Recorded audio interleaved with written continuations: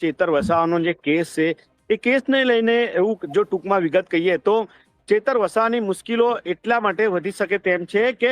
સરકારી પક્ષે જે એફિડેવિટ જે રજૂ કરવાની હતી, એટલે કે પોલીસની જે એફિડેવિટ હતી એ તો રજૂ થઈ ગઈ છે, પરંતુ જે સરકારી પક્ષે એટલે સરકારી કોર્ટ જે વકીલ છે તેઓ દ્વારા એડિશનલ સેશન કોર્ટમાં રજૂઆત કરવામાં આવી છે કે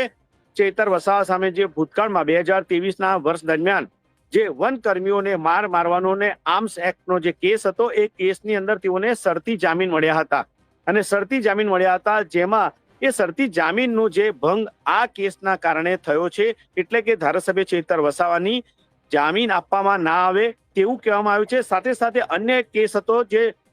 સ્થાનિક સ્વરાજ એટલે કે સરપંચની ચૂંટણી હતી તે દરમિયાન હતો, બોગજ ગામનો કેસ હતો, તેમાં પણ તેઓને શરતી પ્રોબેશન તેમને જામીન મળ્યા હતા। એટલે કે આ બંને જે જામીન મળ્યા હતા એ જામીન રદ કરવા માટેની પણ રજૂઆત સરકારી પક્ષે થઈ છે, એટલે કે ચેતર વસાવા માટે મુશ્કેલો વધી શકે તેમ તેવી સંપૂર્ણ શક્યતા